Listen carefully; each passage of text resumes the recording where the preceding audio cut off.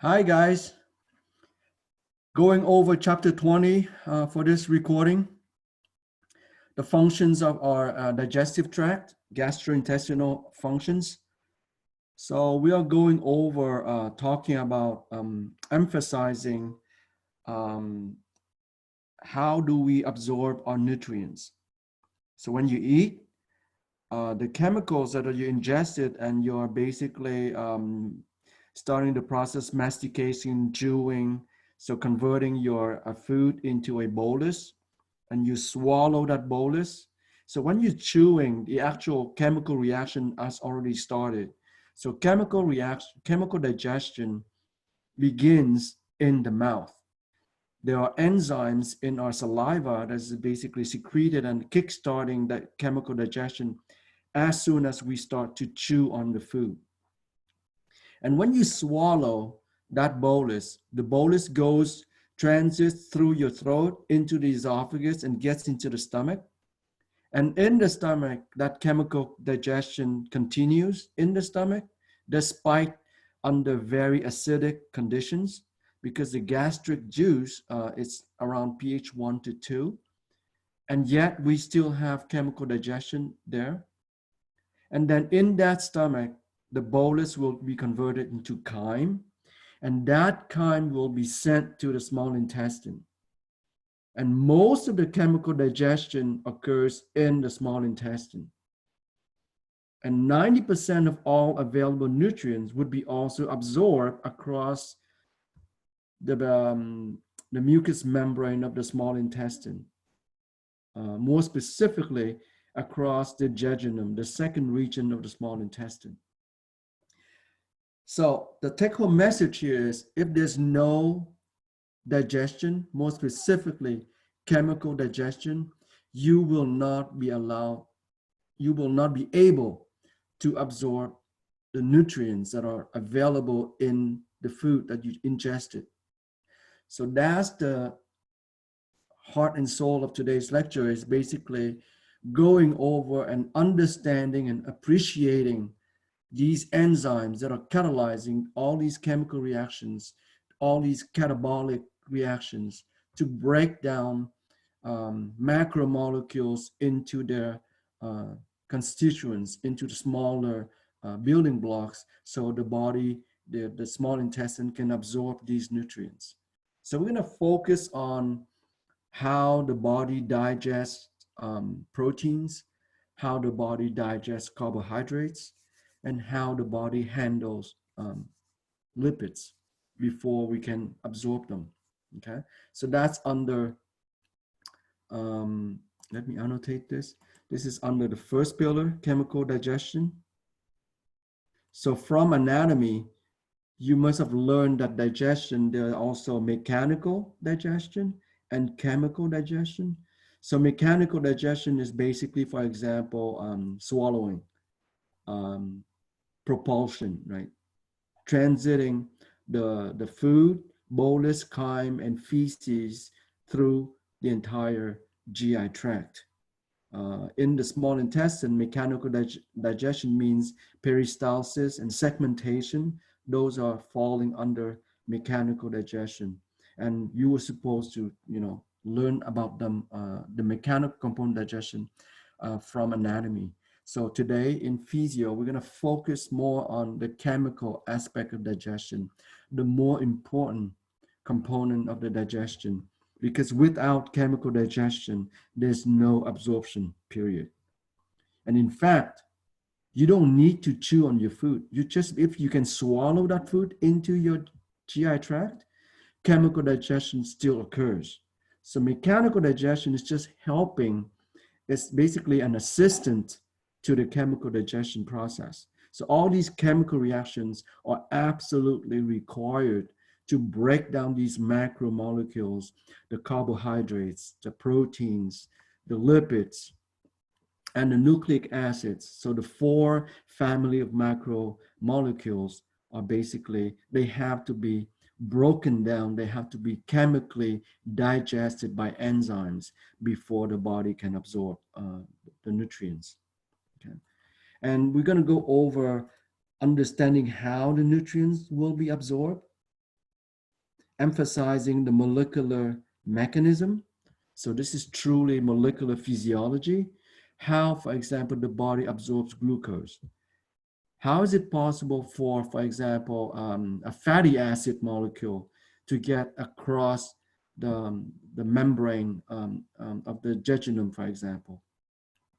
How does how do we absorb um, catabolic process of proteins? So we cannot absorb proteins. So what can we absorb, right? So if that's the case, for example, how do amino acids get across that membrane, get across these simple columnar epithelial cells that are lining our small intestine? So that's under the process of absorption. And the third pillar is using and understanding chemical messengers, so hormones. So what are their roles um, in terms of hormonal regulation? So we're gonna go over that toward the end of the lecture. So that's the gist for today's lecture. So the functionality of our digestive tract. So with that said, let's move on to the next slide.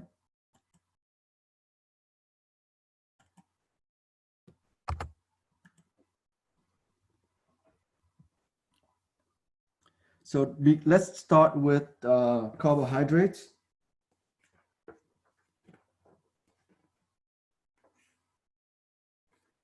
So to refresh your memory, carbohydrates, we are talking about the monomers.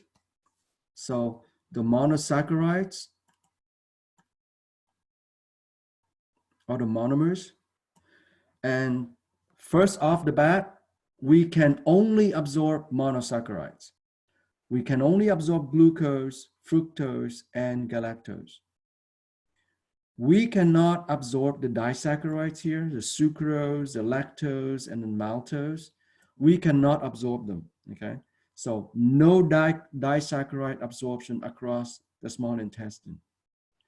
We cannot absorb the polysaccharides. So we cannot absorb the glycogen. We cannot absorb starch. These are macromolecules. These are polymers. These are polysaccharides. There's no way for us to absorb them. So we need to break them down. So if you ingest glycogen, starch, or all of these three categories of disaccharides, the small intestinal wall will not be able to absorb them. So we need to break them down into monosaccharides. So again, one more time, we can only absorb glucose, we can only absorb fructose, and we can only absorb galactose, only monosaccharides, only the monomers within the carbohydrate family. Okay? So how do we break them down? By enzymes. So relying on enzymes, using chemical reaction, using hydrolysis, using these catabolic pathways. Hydrolysis means you're using the enzyme is rely on water to cut a covalent bond between neighboring monosaccharides, right? So that's what we're going to see, starting with amylase in the saliva. So they are called salivary amylase. This is an enzyme. So amylase is an enzyme. It's a protein-based enzyme. So this amylase it's a protein. It's actually a protease that basically cuts polysaccharides. So the amylase targets starch or glycogen, and it cuts that polysaccharide, meaning containing thousands and thousands of glucose, both glycogen and starch. It's a polymer of glucose, right? So if amylase encounters either glycogen or starch, it will cut. It will cut the glycogen macromolecule, it will cut the starch macromolecule into smaller carbohydrates, consisting of anywhere from 2 to 8 molecules of glucose covalently linked together. And if you have that short chain of glucose, we call it oligosaccharide. This word here. So each oligosaccharide is one molecule consisting of 2, 3, all the way to 8 glucose molecules covalently bonded to one another, right? So you have a chain, a short chain of 8 glucose monomers. We call that oligosaccharides, right? So amylase from the saliva only works during the saliva. So when you're chewing, the food becomes the bolus. So amylase is working. So when you're swallowing that bolus, it's still working. The digestion is still going on. And until that bolus goes throughout the transit into the esophagus, that salivary amylase is still working. So when that bolus is basically going into the stomach, at that point, the salivary amylase is no longer working. The reason is because in the stomach, you have the gastric juice with pH very acidic, pH 1 to 2, and that acidic pH denatures the protease.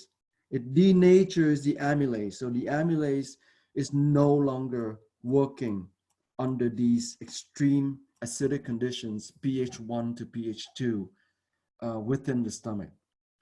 And like I mentioned before, this pH 1 to 2 will basically puncture your pants, your tough jeans.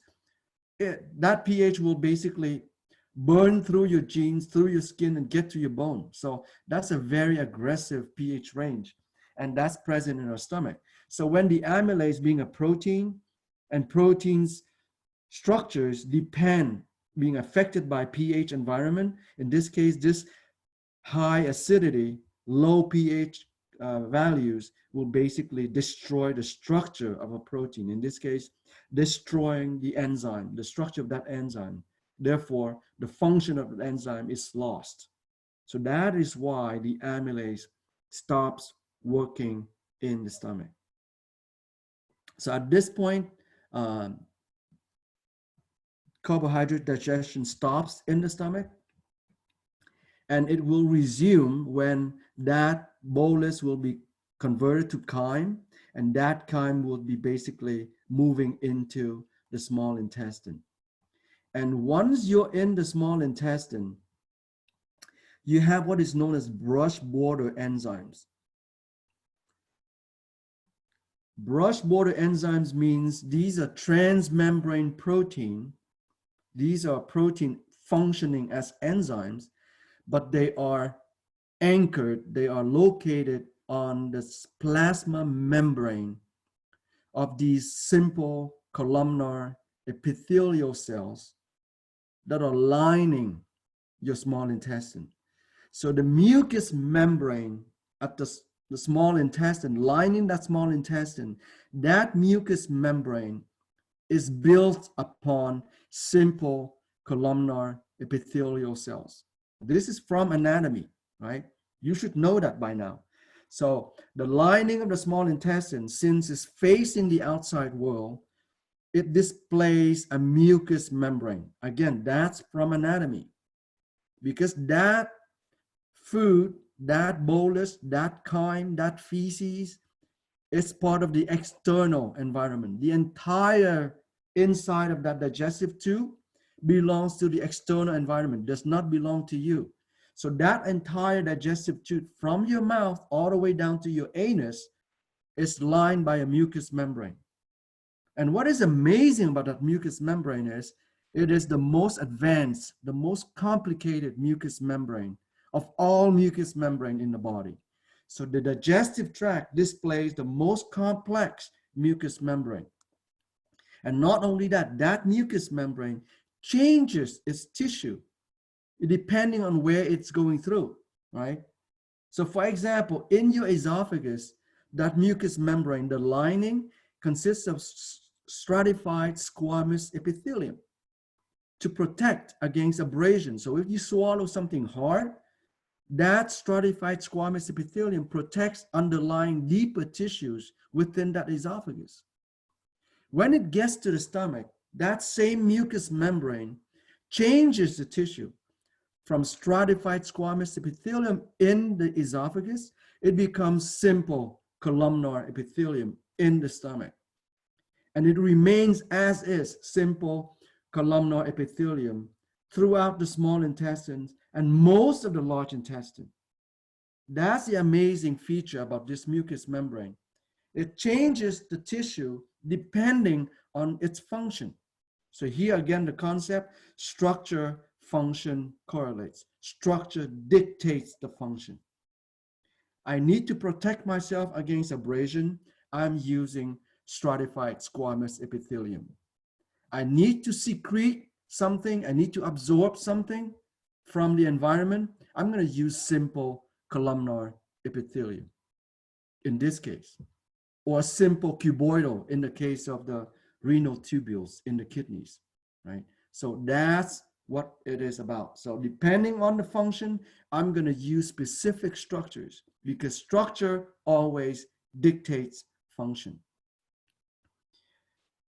Okay, so going back to these brush border enzymes, so again, these again are basically transmembrane protein. These are bona fide enzymes that can cut specific substrates. And in this case, those specific substrates are carbohydrates. Okay. Now, when we talk about enzymes that are basically cutting carbohydrates, we are talking about dextrinase, glucoamylase, target oligosaccharides. So the oligosaccharides are up here. So the substrate for dextrinase and glucoamylase are the oligosaccharides. Short chain of anywhere from 2 to 8 glucose molecules, covalently bonded to one another. The sucrase, the lactase, and the maltase target disaccharides. So sucrase hydrolyzes sucrose, lactase breaks down lactose, and maltase handles maltose. Okay, so sucrase cuts sucrose to release glucose and fructose. Okay, so when you look at the sucrose, it's actually when you bind fructose and glucose, you get the sucrose. So the sucrase here will cut sucrose to release glucose and fructose. And that sucrase is specific. It cuts only sucrose. It will not cut lactose. It will not cut maltose. Okay. So with that strategy, let's go over that again with the other enzymes. Now, if you're looking at the lactose, lactose is basically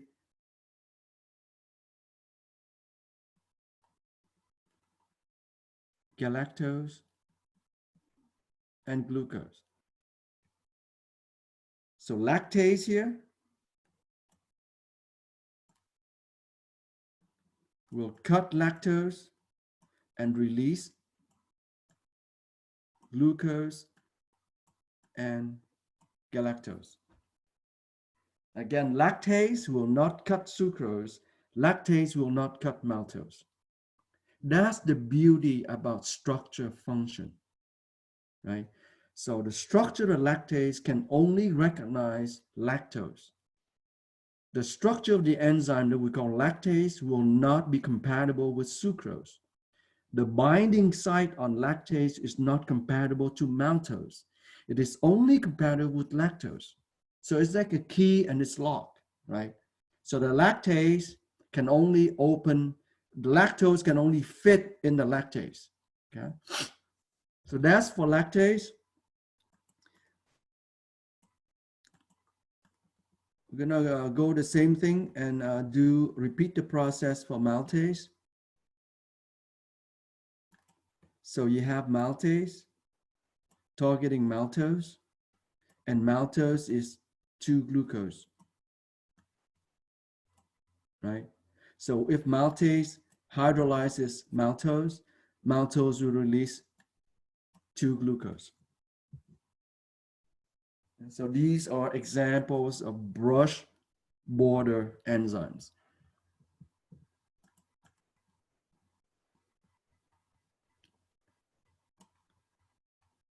And they are located,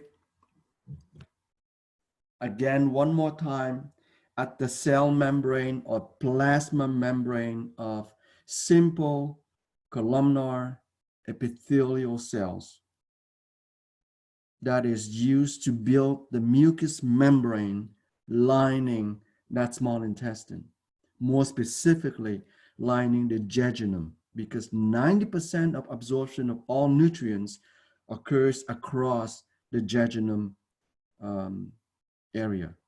Okay.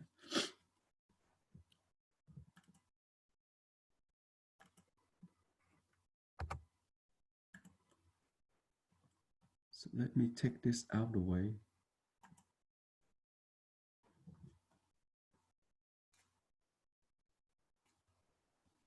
Okay, let's go over this.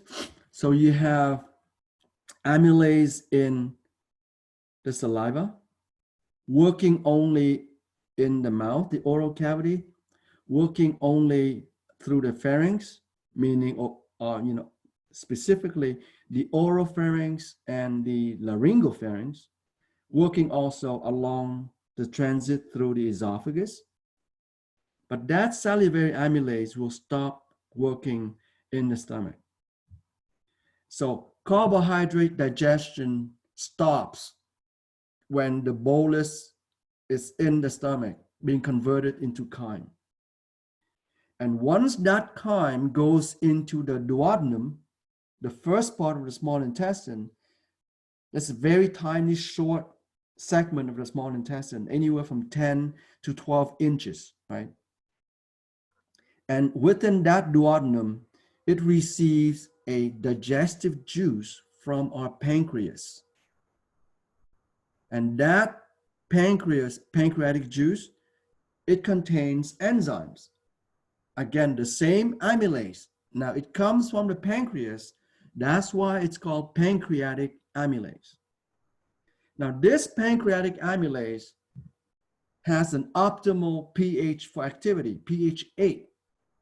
Because of this, in the pancreatic juice, the digestive juice in the duodenum, it contains bicarbonate, HCO3 minus. That bicarbonate will neutralize the acidic chyme coming from the stomach. So remember, that chyme comes from the stomach. So that gastric chyme is pH 1 to 2.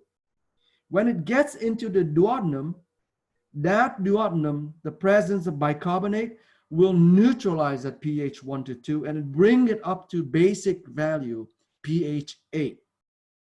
So due to the presence of the bicarbonate coming from the pancreas secretion contained in the pancreatic juice, digestive juice, it will bring that optimal pH value for all the enzymes in the small intestine, okay? Including, in this case, pancreatic amylase. Now, carbohydrate digestion resumes in the small intestine. So these oligosaccharides and disaccharides are being handled, right? Like I explained earlier.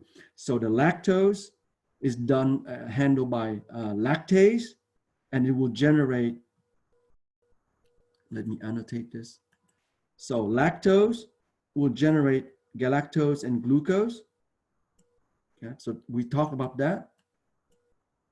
Next, maltose, generating 2-glucose by maltase. And then sucrase will basically hydrolyze sucrose and releasing glucose and fructose. Okay. So the lactase, the maltase, the sucrase handles the lactose, maltose, and sucrose respectively.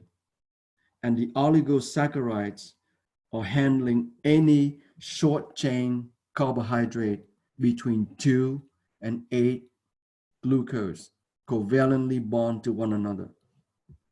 And they're all located at the plasma membrane of simple columnar epithelial cell lining the small intestine. And again, one more time, we can only absorb monosaccharide. We can only absorb glucose. We can only absorb fructose. We can only absorb galactose. Anything bigger than a monosaccharide remains in the lumen of the small intestine. Okay.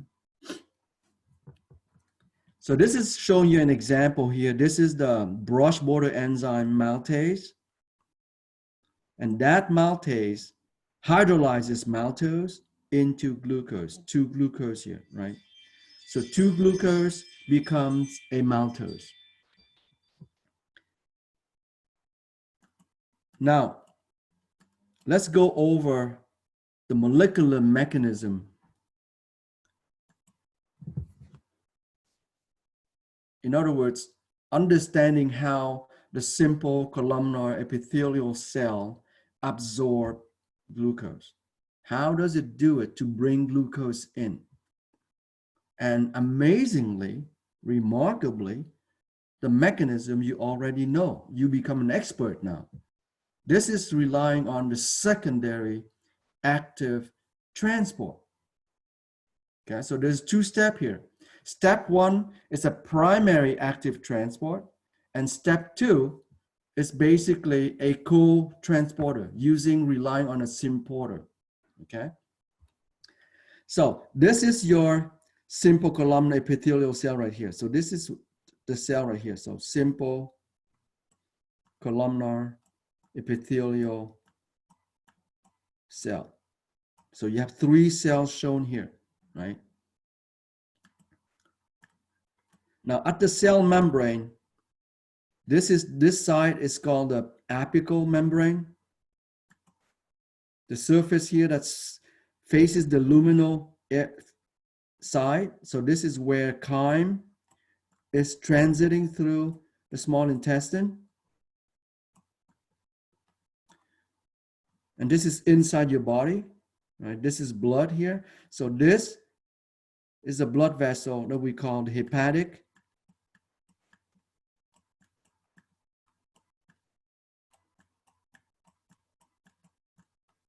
portal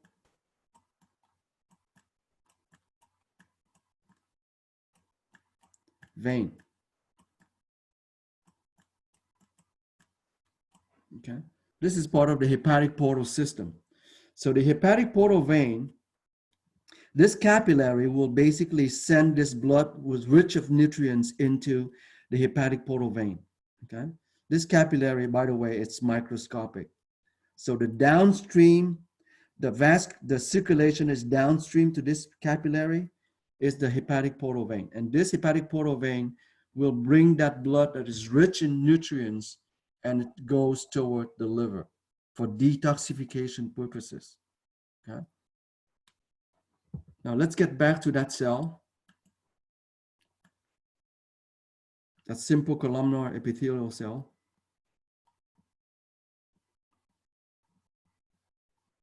This should be reviewed to all of you.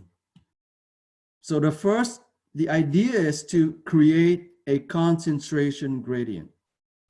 You need to set up a concentration gradient. In this case, you need to set up a concentration gradient for sodium.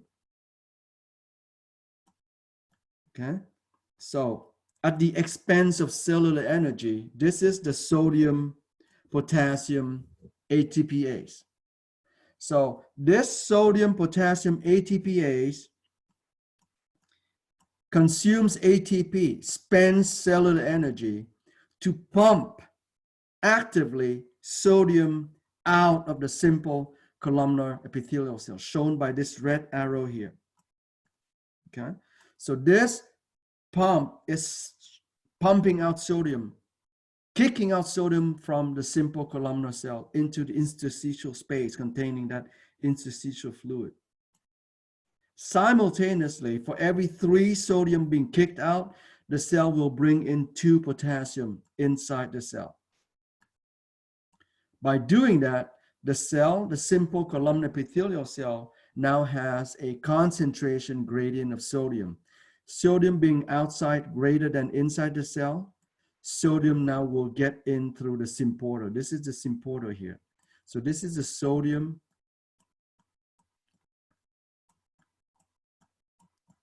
glucose symporter. So when sodium gets through that symporter, glucose gets a free ride. So this is how the simple columnar epithelial cell absorbs glucose. The question is, once glucose gets inside this simple columnar epithelial cell,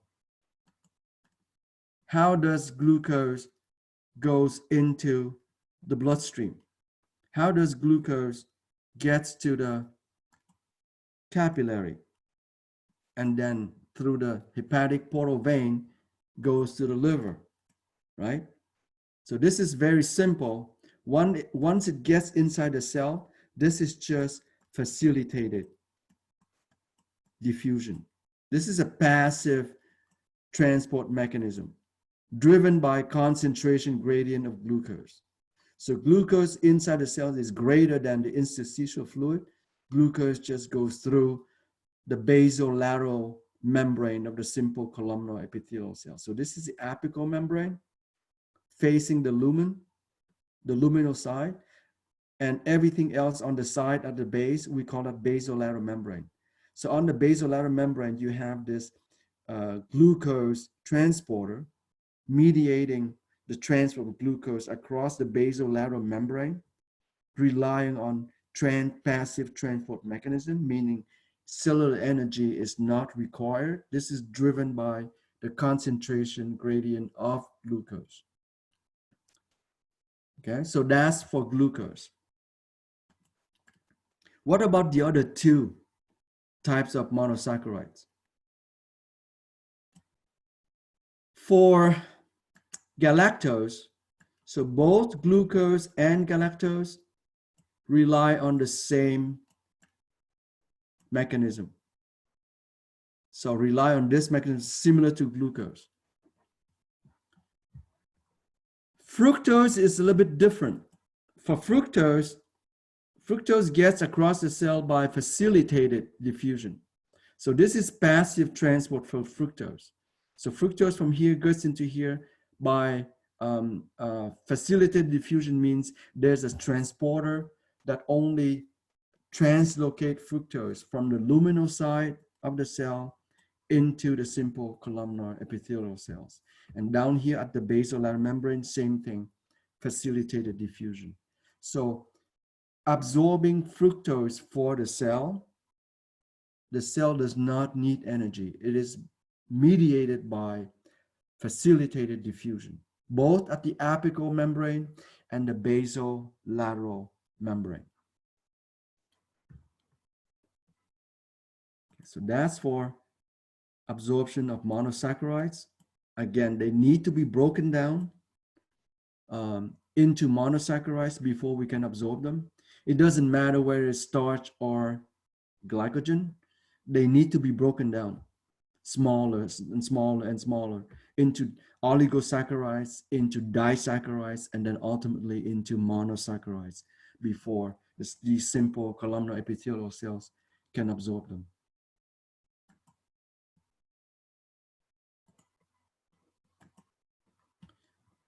Moving on to proteins. Protein is a little bit more interesting because it's actually more conceptual. It involves also inactive form of enzymes becoming activated when they are secreted into the small intestine. And again, protein to review. Let me annotate this. So when we talk about proteins, I hate this. We are talking about also a polymer, right? So these are built upon multiple building blocks, multiple thousands and thousands of monomers. So the proteins being a polymer, they are also known as polypeptides, and the monomer are called amino acids. So the building blocks of proteins are amino acids. What is different between carbohydrates and protein absorption? Carbohydrate, the small intestine can only absorb monomers. They can only absorb monosaccharides, meaning glucose, galactose, and fructose.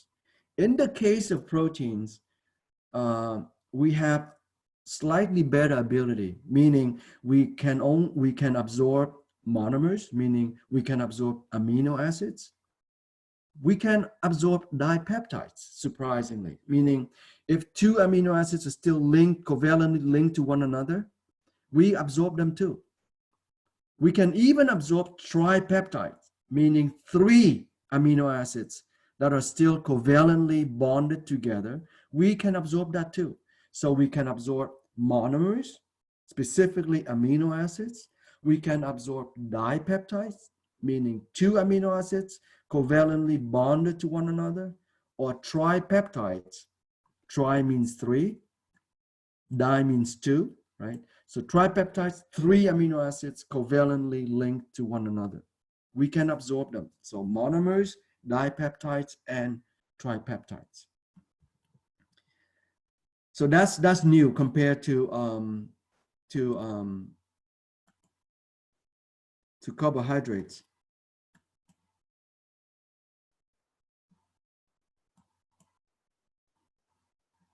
Hello.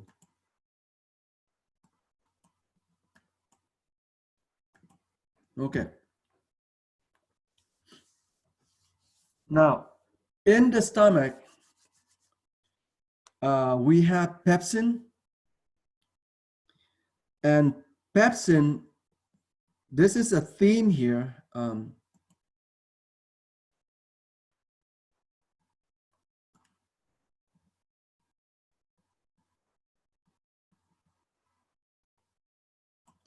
This is a theme for protease or enzyme that cuts protein. They are produced as an inactive form. There's a types of cells lining the wall of the stomach. They're called chief cells. And in your book, let me look up the page. It shows you clearly the chief cells.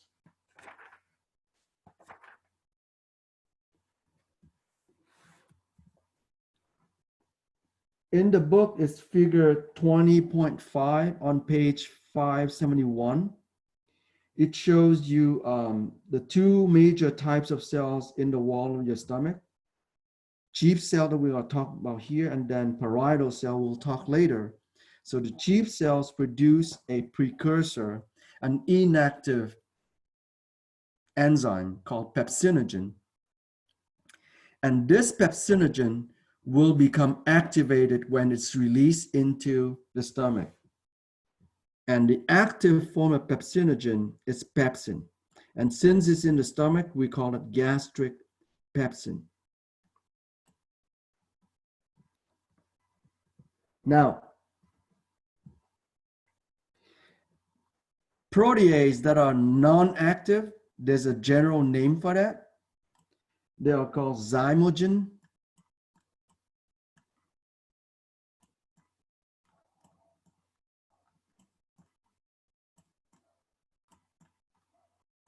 Zymogens.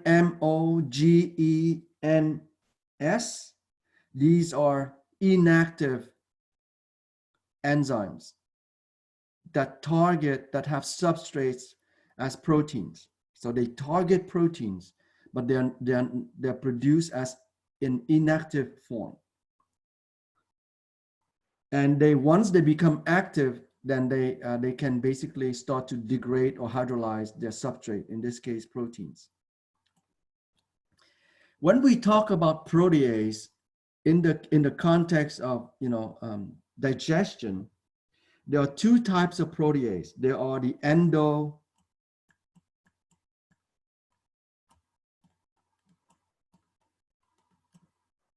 endopeptidase, and they are exopeptidase. exopeptidase.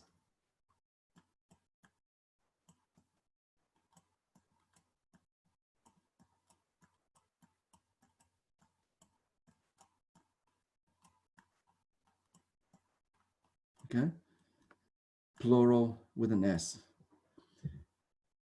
Exopeptidase cuts the protein either on the N terminus of a protein or at the C terminus of a protein, meaning the two extremities of the protein on either end of the protein. If it cuts amino acid per amino acid, they're called exopeptidase at the beginning of the protein or at the end of the protein. But if the enzyme cuts the protein from the inside of a protein, we call them endopeptidase. So, and this is an important concept because only the exopeptidase,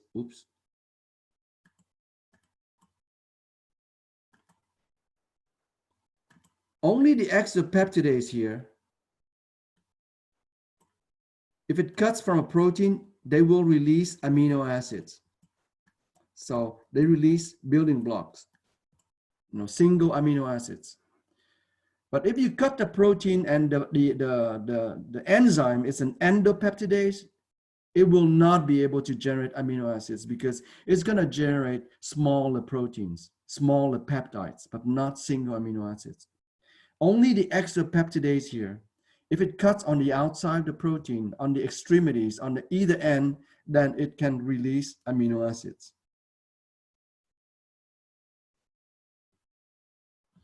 And pepsin is an example of endopeptidase.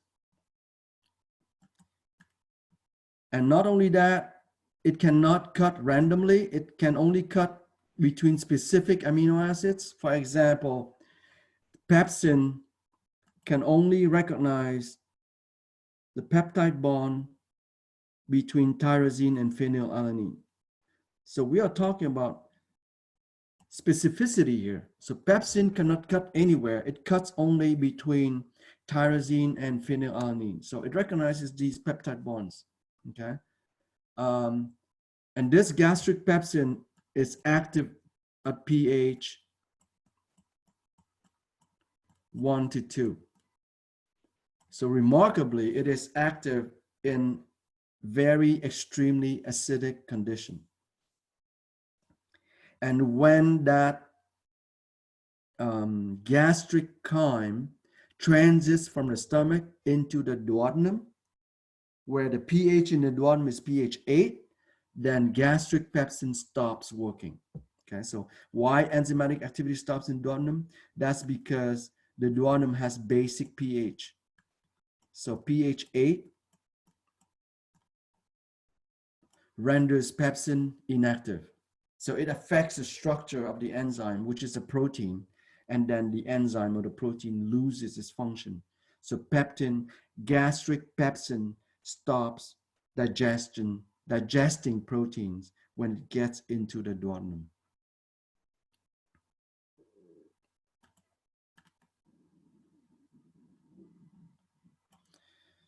And then the pancreas, we talk about the digestive juice that it secretes. It also produces, in addition to the pancreatic amylase, which is enzymes targeting carbohydrates, we also have pancreatic and enzyme brush border enzyme substrate activity is toward proteins. Okay, so what are the pancreatic enzymes and activities? What are brush border enzyme activities? Let's go on the next slide, and it will become clear.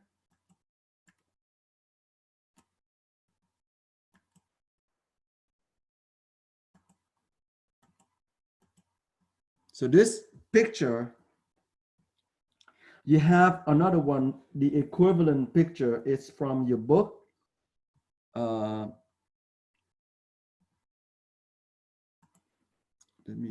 This picture here is just very similar to your book on figure 2016. So 20.16, this is the figure. The page is 581.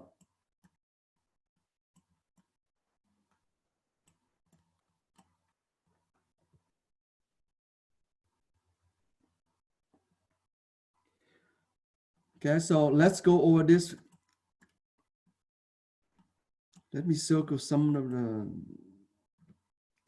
So we have pepsin from the stomach. We have trypsin from the pancreas. And we have chymotrypsin from the pancreas. All three of them, pepsin, trypsin, chymotrypsin, they are endopeptidase. Okay.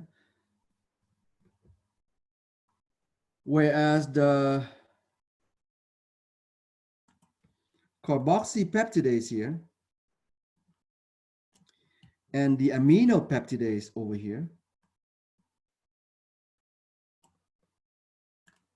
they are exopeptidase. They cut at the end of the protein to generate single amino acids. You see, this is an example here. This is a beautiful, so this is your protein right here. So if the chymotrypsin cuts in here, you see it's generating this peptide and with this longer peptide, right? Chymotrypsin endopeptidase. But if you pay attention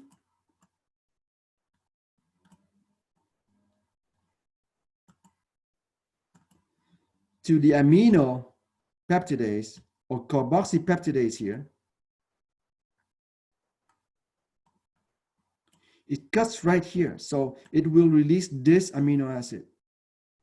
So that's why I say exopeptidase release single amino acids, because they cut at the ends of the proteins, either at the beginning or at the end.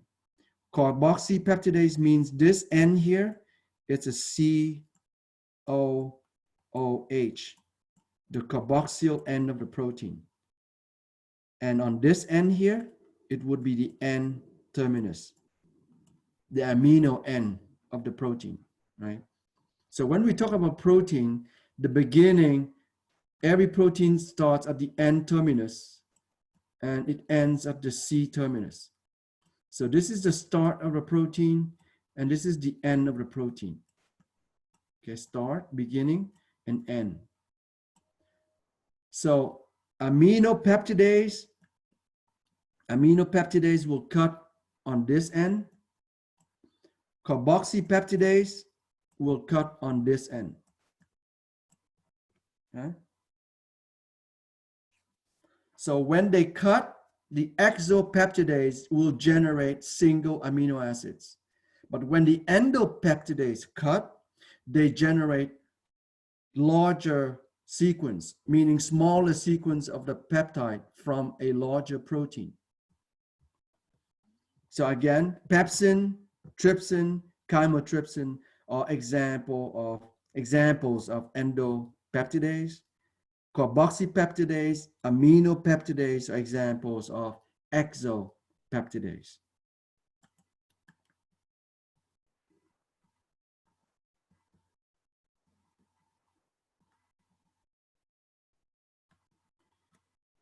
All these enzymes are produced in inactive form because you don't want them to cut proteins in the cells, right? You don't want them to cut proteins in your pancreatic cells or in your gastric cells. So the body produces them under inactive form. So for example, the pancreas produces an enzyme, the inactive, called trypsinogen. And you can follow me with also the picture from your book, figure 20.16, page 581. So on that picture, it shows you a membrane-bound enterokinase, meaning this enterokinase, entero means GI tract, kinase means an enzyme that adds phosphate group onto the substrate. Membrane-bound means they are located at the cell membrane or the plasma membrane of these simple columnar epithelial cells, right? When it says epithelial cells here, we are talking specifically about simple columnar epithelial cells. At the plasma membrane of these simple columnar epithelial cells, you have transmembrane protein that acts as an enzyme. Specifically, they are enterokinase, means they can add phosphate to other enzymes to activate them.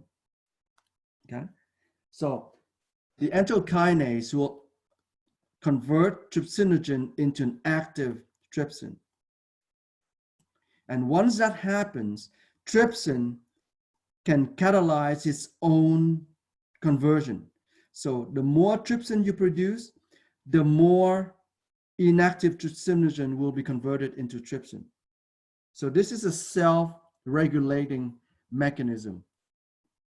And only trypsin can do this among these digestive enzymes. And once that happens, you have trypsin, it goes on to activate other inactive protease. So chymotrypsin being inactive, it will become chymotrypsin. So chymotrypsinogen will become active chymotrypsin. And this is catalyzed by trypsin. Pro-carboxypeptidase will become active carboxypeptidase. And that also activation is mediated by trypsin. Okay? So these are examples where one protease activates other protease once they are released into the intestinal lumen, meaning the external environment facing that mucous membrane. Okay. So to summarize, in the stomach, you have pepsin. In the small intestine, you have trypsin, chymotrypsin, and carboxypeptidase. That's basically floating in the lumen. You also have brush border enzyme, meaning these are linked, associated with the simple columnar epithelial cells. So you have aminopeptidase, carboxypeptidase, and dipeptidase. Dipeptidase means the substrate is any two amino acids that are covalently linked together. These dipeptidase will cut them into two amino acids. So we can absorb, again, single amino acids. We can absorb dipeptides. And we can absorb tripeptides.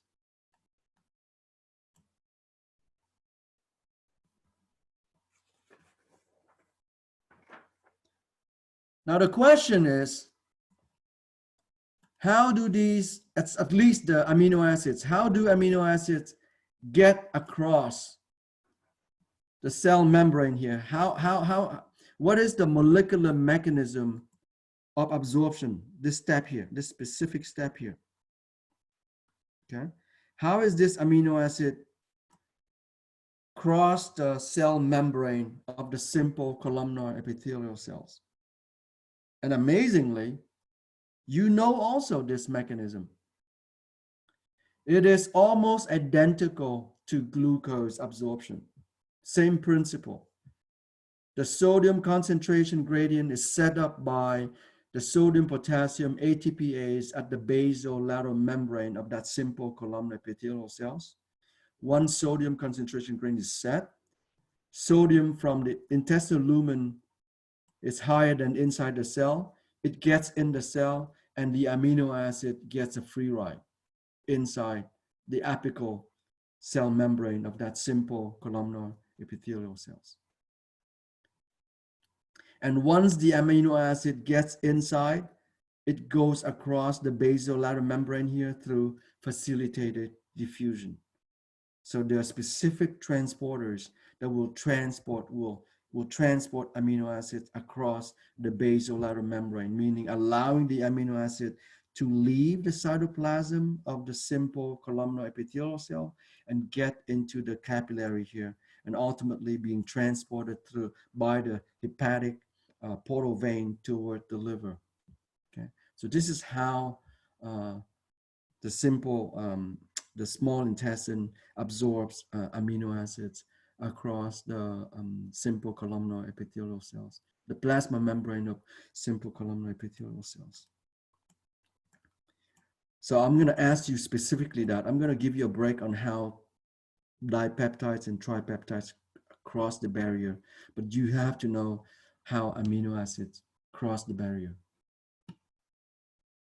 So with that said, let's move on to lipids.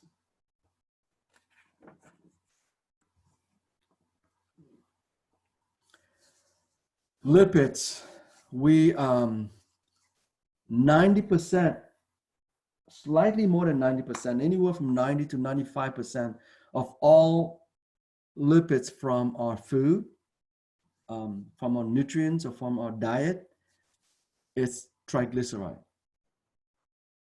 So primarily, the majority of all lipids that we eat is the triglyceride. So we're going to focus on how the body handles triglyceride digestion, and then what form of lipid specifically gets absorbed. Okay, and in the case of lipids, surprisingly, the minority is being absorbed through the hepatic portal vein, meaning a minority portion of absorbed digested lipids and absorbed lipids goes to the liver. The majority of it will use the lymphatic system. There's a special type of lymphatic capillary that we call lacteals. This concept is from anatomy. So these lacteal capillary, they are there. Their job is also to absorb the digested, transformed lipids, and they basically bring it directly to the heart. So these lipids, these digested, transformed, absorbed lipids are actually bypassing the liver. They're bypassing the first detoxification center. They get to the heart, and then the heart distribute them out. And eventually they will get to the liver, but it will take multiple trips for these absorbed lipids through the lymphatic system to actually get to the liver for detoxification or to be handled properly. So that's also the danger of ingesting too much fat, because most of the fat that you eat will bypass that detox center, which is our liver, right? They go straight to the heart, and the heart spit them back out through the systemic circulation. And we learned about this, a little bit about this in the renal physiology. Same thing with the kidneys. Only about a quarter of our cardiac output goes to the liver. So in other words, if you have fat from coming out of the heart in the blood, right? Only 20% of it, 25% of it goes to the liver for detoxification purposes. The remaining 3/4 remains in the systemic circulation and gets distributed all over the place. So that's where we need to be, aware of this when we eat that excessive fat. Okay, and we get to see this here, the reason as to why these processed, digested and processed lipids cannot get into the hepatic portal vein, but they need to go into the lacteals. There's a reason for that. Okay, so keep that on the back burner. And then, so lipids, specifically, we're going to focus on, like I said, on triglyceride. And the triglyceride, to review with you, there's a backbone, glycerol, and attached to the glycerol is 3 covalent bonds, and they linked 3 fatty acids. Okay. We complete this. This is your glycerol backbone in red. So this is the glycerol molecule. This is fatty acid number 1, fatty acid number 2, and fatty acid number 3. That's why they're called triglyceride. Tri means 3. So if you have a triglyceride, it means a glycerol having 3 covalent bonds shown here with 3 green colored lines attached to 3 fatty acids. And fatty acids are hydrocarbons, very rich in carbon and hydrogen, right? So these are perfect molecules to store energy. They are fuel molecule. Fossil fuels consist of hydrocarbons. The gases you pump into your car, they are fossil fuels. They are hydrocarbons. So this is nature's way to store energy. So all these hydrocarbons have great potential energy. So if you break those carbon-carbon bonds, you will release a lot of energy, including life form. We use, our cells, any life form use hydrocarbons to store excess energy. Fatty acids are examples of hydrocarbons. Okay. Now, how does the body digest that? Now, since we didn't have this problem when we deal with carbohydrate digestion and protein digestion. So both the carbohydrate and the proteins, both of them are water soluble. Okay. When we talk about lipids, we have a problem because lipids, they are not water soluble. They are not compatible in water.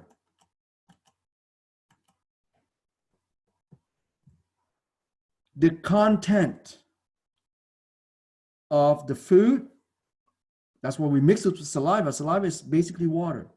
The bolus is water. The chyme is water. So it is a watery environment. So when you eat that lipid, it's not compatible.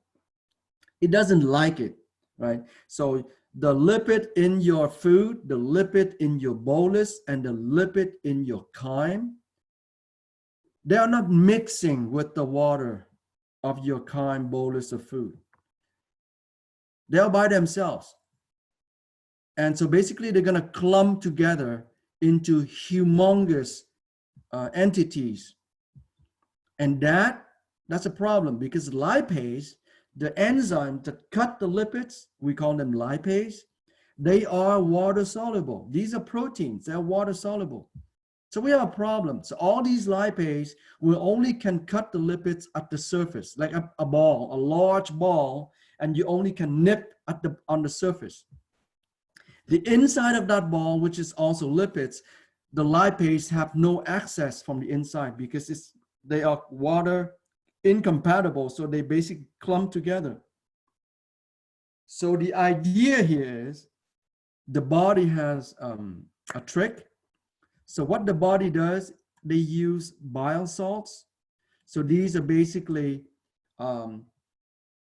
molecules based of cholesterol. And cholesterol is basically fat soluble. However, on the bile salts, you have hydrophilic functional groups. And it's displayed for you on figure 2017 of your book, page 583, right? So each bile salt has a water soluble side, we call it hydrophilic side, and fat soluble side, we call it hydrophobic side. So if you're using that bile salt molecules, it can split up that large, lipid ball into smaller and smaller chunk. So that large ball in your book, it says a fat globule. These are humongous, congregation of lipid molecules. And the idea is to break them down to smaller chunks, to smaller pieces. So it can have an increased surface area for the lipase to break the lipids. So the idea of the bile salts is to break down these large fat globule into smaller chunks. And the process of bile salts breaking down fat globule, we call it emulsification. Okay, so the process of emulsifying your lipids is done by bile salts to facilitate, to increase the efficiency of lipase activity. Emulsification is spelled Emulsification.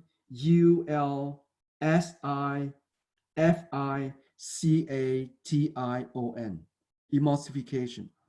So bile salts, oh, it's right here, it's written, right? So bile salts is emulsifying these large lipid or fat globule into smaller one so that lipase can have access and can kickstart the digestion. And so the pancreatic lipase coming from the pancreas and released into the duodenum, it will cut the, let me erase this, the fatty triglyceride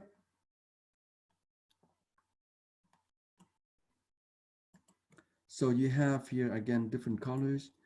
You have the glycerol backbone.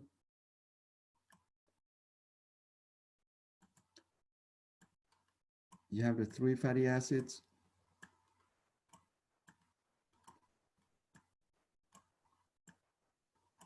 And you have the covalent bond. Okay. Now, when it's being digested by lipase,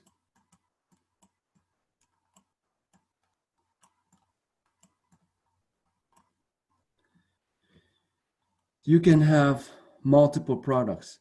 It can generate the glycerol by itself. It can generate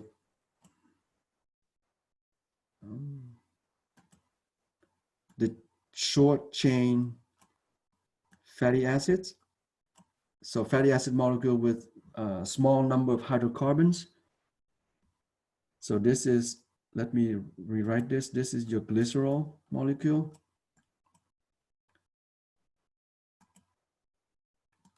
This is a short chain fatty acid. SCFA, short chain fatty acid. It can also generate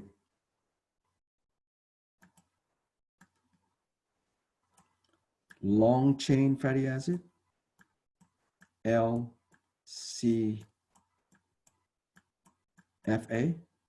Okay, so short chain fatty acid, long chain fatty acid. It can also generate another product, and that is a monoglyceride. The glycerol and only one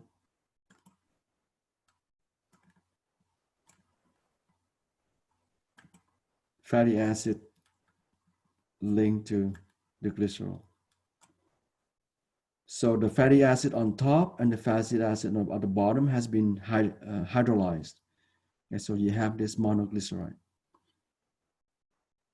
So how do I say this? This here is mono. Mono means one, right? Monoglyceride. So instead of triglyceride here, change the word tri into mono. So the monoglyceride is this one.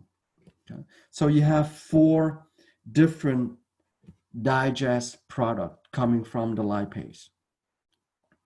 And depending on these products, and this is where it's unique, in this case, let's use another color.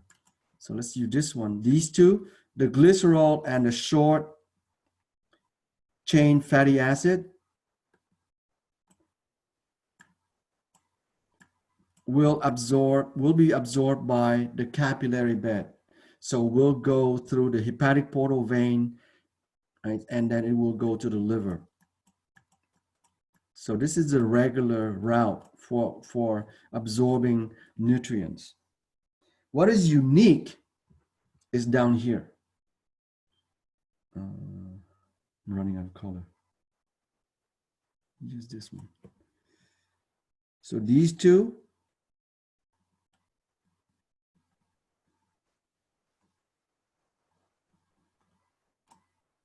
they are absorbed by lacteals.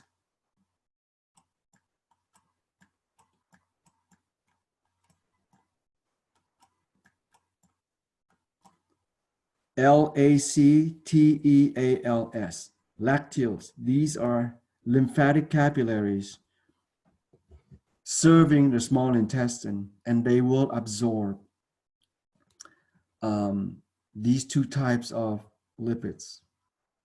But before they absorb in lacteals, the long chain fatty acid and the monoglyceride will be converted back to the triglyceride.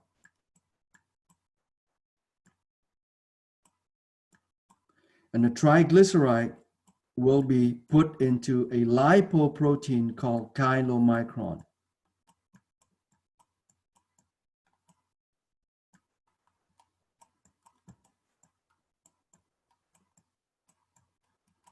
Chylomicron, Chylomicron. Okay? And that process is described in your book on page 2020, figure 2021, page 585. So if you look closely on the picture, the monoglyceride, and it says fatty acid, you're going to change that to long chain fatty acid. So the monoglyceride and the long chain fatty acid will go into the simple columnar cells lining your small intestine, and it will be shipped to the smooth endoplasmic reticulum within that simple columnar epithelial cell. And inside the smooth endoplasmic reticulum, the monoglyceride and these long chain fatty acid will be converted back to the triglyceride, the exact molecule that was digested from food. That triglyceride, those triglyceride molecules will be bound to a lipoprotein. These are specialized taxi cabs transporting lipids. They are generically known as lipoprotein. And one specific subfamily or type of lipoprotein, they're called chylomicron, also written on that picture, Chylomicron. The chylomicron, now they have triglyceride. They will leave the basolateral membrane of the simple columnar cell because they are fat soluble. They just leave the cell. However, they are too big. They cannot be absorbed. They cannot cross the endothelial cells lining the blood capillary. Even though these blood capillaries are fenestrated, meaning they have pores allowing entrance of macromolecules for absorption, these chylomicron, despite the presence of fenestration in this type of blood capillary, perfusing the small intestine, fenestrated capillary, these fenestration are still too small for a rather large size chylomicron. So instead, the chylomicron will go and get inside a lymphatic capillary, because the lymphatic capillary, they are basically between the neighboring cells lining the wall of a lymphatic capillary. You have a how do I say this? One side door, meaning the door can open inside, it cannot open out. So it's a sustaining valve. So it's like a one side door, meaning you can only open the door inside, but it cannot back out. So whatever is outside the lymphatic capillary can get in, but once inside, you cannot leave the lymphatic capillary. So these chylomicron will sneak in the one-way door, and then it gets into the lacteal, and then it will go and then dump all the lymph back to the heart. And then from the heart will distribute that chylomicron throughout the body. and only a quarter of those chylomicron in the blood will go to the liver. The rest keeps going on to systemic circulation. Okay, so this is why most of the fat absorption will fail to go to the liver, because they are packaged in a lipoprotein called specifically chylomicron. They are too big to be crossing the endothelial cells lining the wall of these fenestrated blood capillaries perfusing our small intestine. It's a beautiful story. So make sure, think about them when you eat that fat, right?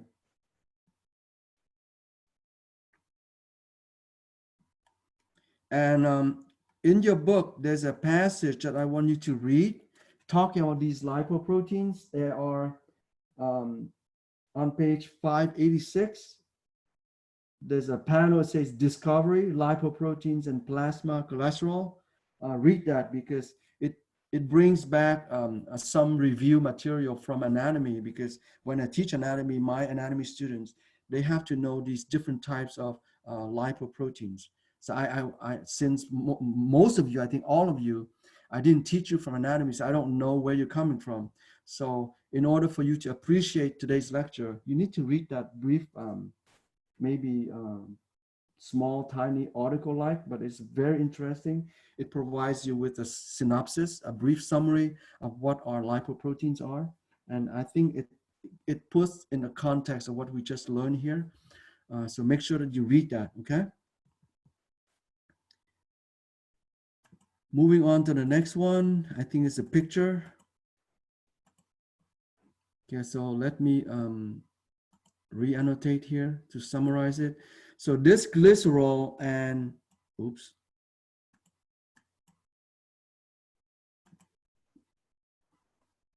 This glycerol and fatty acid, this fatty acid here, it should have been short chain fatty acid, okay? Short, S-H-O-R-T, chain, C-H-A-I-N. So short length fatty acid and glycerol, okay,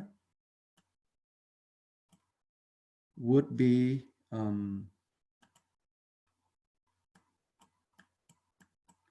absorbed through a standard blood capillary, fenestrated blood capillary, perfusing the small intestine.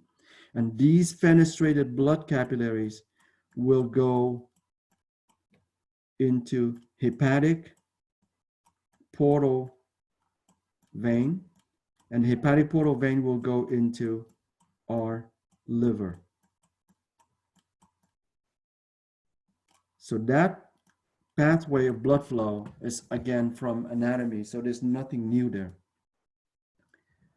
Now on this side of the picture, you have monoglyceride and fatty acids. These fatty acids are long chain fatty acid, meaning they have a very long, lengthy hydrocarbon molecule. And these monoglyceride and fatty acid, they will be converted back to triglyceride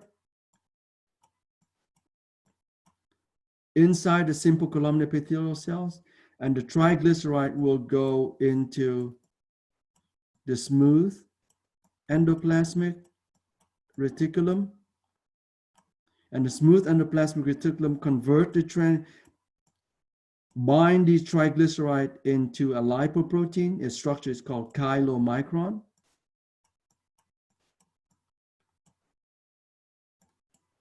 Oops.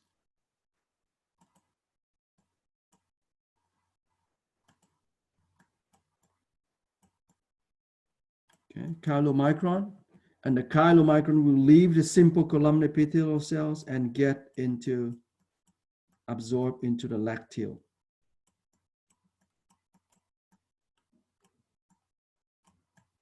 L-A-C-T-E-A-L, lacteal, a lymphatic capillary. And that lacteal will dump the lymph ultimately back to the heart. So you see this here, it completely bypasses the liver. So from the heart, you'll get to the liver, okay? But it gets into your body through the heart, not through the liver. So this is how we digest and we absorb our fat, and their destiny, meaning the destination where they end up, depends on their size. One more time, the reason why the chylomicron goes into the lacteals is because they are too big for the fenestrated blood capillary.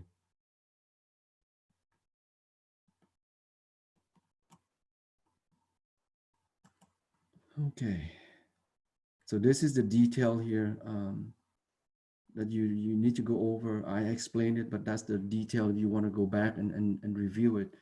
But you're responsible for that information. It's the same that I just said. Whatever I said, it's written here.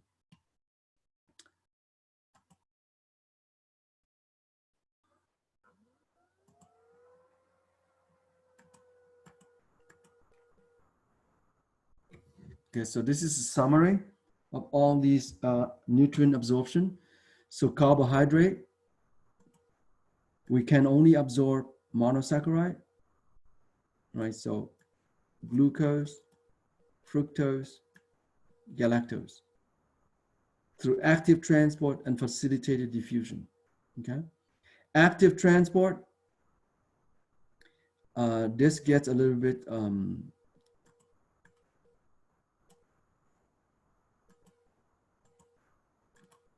when we say active transport and facilitate, oh, come on. When we say active transport and facilitated diffusion, we are, come on, man. Sorry, guys.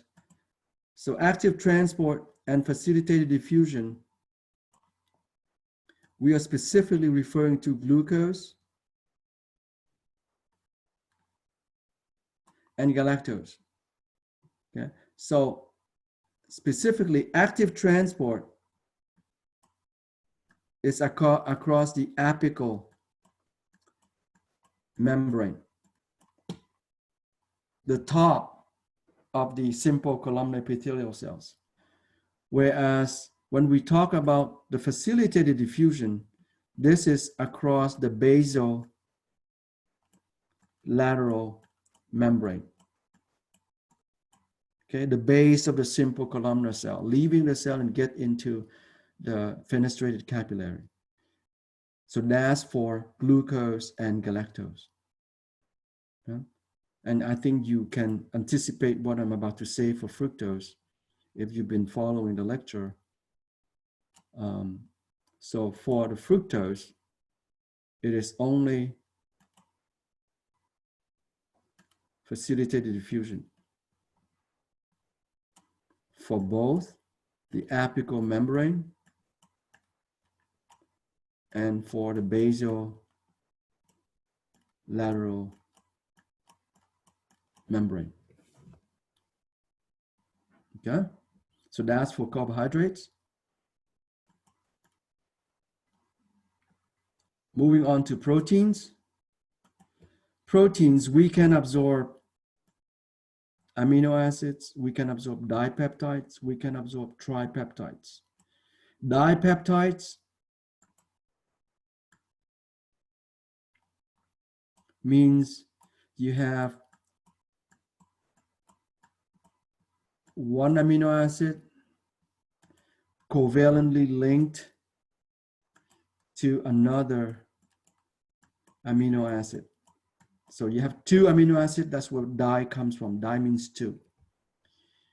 If you're talking about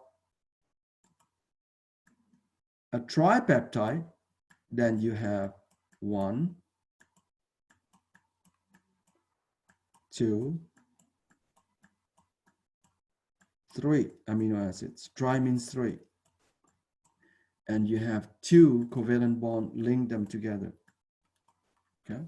So you can absorb 1 amino acid, you can absorb dipeptides, you can absorb tripeptides. So dipeptides here, and tripeptide down here. or you can absorb single amino acids. Okay? And they're under active transport, the same secondary active transport as glucose and galactose.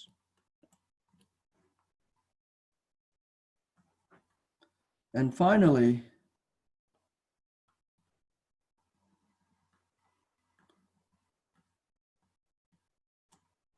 moving on to lipids, we have short chain fatty acids and glycerol,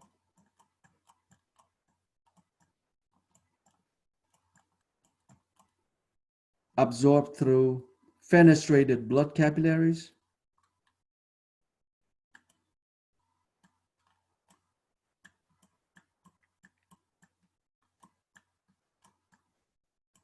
This is from anatomy. Fenestrated.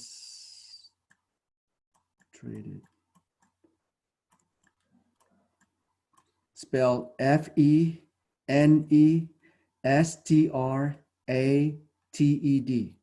Fenestrated blood capillaries, meaning the endothelial cells lining these blood capillaries have fenestrations, meaning having pores that are accommodating for molecules during absorption.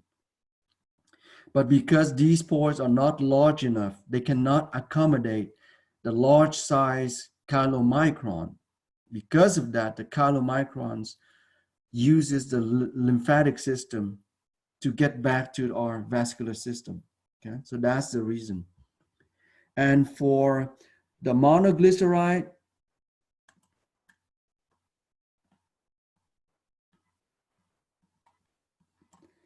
and the long chain fatty acids, FA here stands for fatty acid. So both the monoglyceride and the long chain fatty acid, they will be converted back to triglyceride inside the simple columnar epithelial cells. And the triglyceride will send to the the smooth endoplasmic reticulum. And the smooth endoplasmic reticulum package the triglyceride into the chylomicron. And the chylomicron will go into the lacteals. Okay?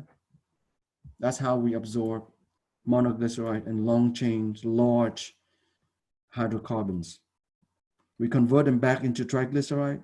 We package them in taxicabs called chylomicron. And these taxicabs rely on the lymphatic system to get back to the cardiovascular system.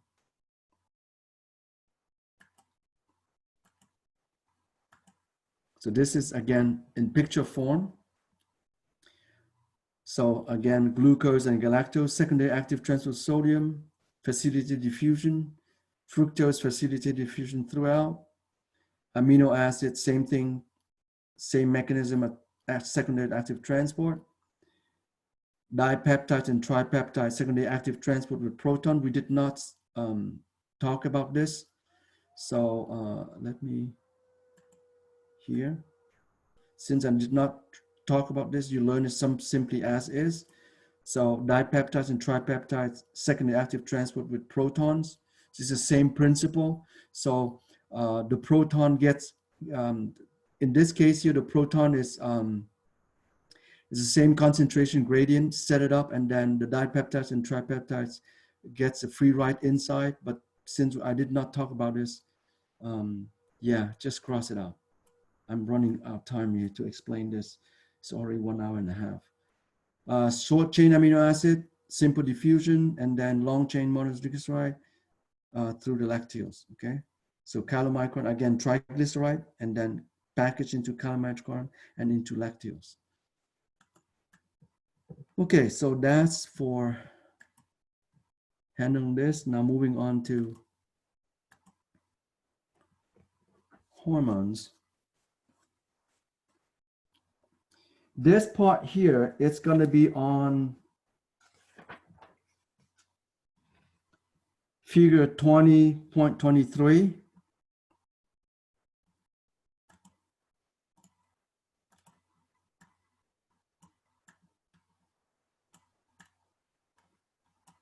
Twenty 23, page 589 and page 590. I want you to read that, and it's under regulation of food intake.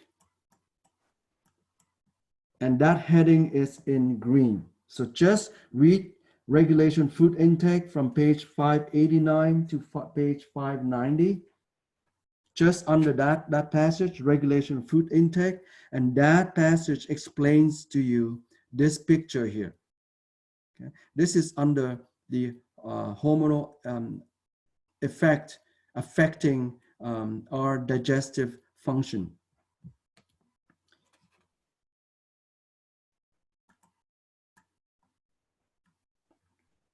Because I want to add another picture which is not in here. And this one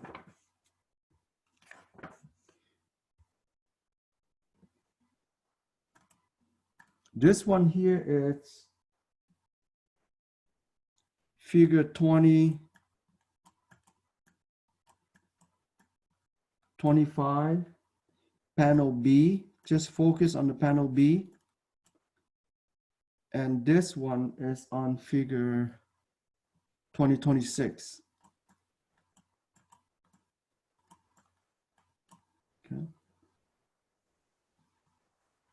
So you read the passage that describes these two pictures, and the passage that describes the 2025B, it will be on page 591. It starts with the word once food reaches the stomach, okay? Whereas the 2026 is on page 592.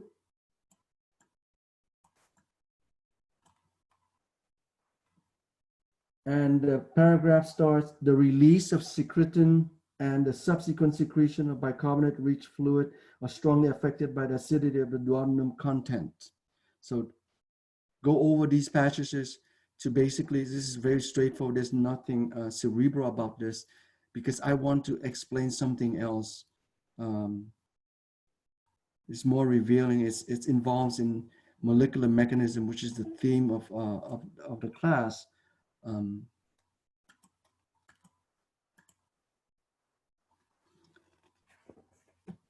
this one,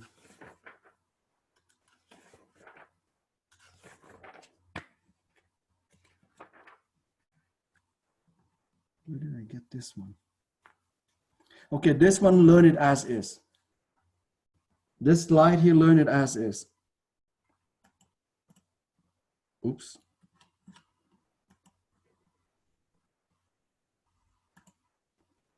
Okay, now go to your book, figure 2024.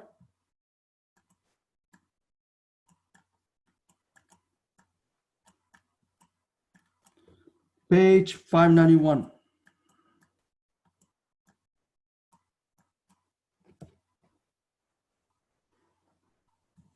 This shows you how the stomach secretes the HCl. So this explained how the gastric pH is so acidic, pH 1 to 2, okay?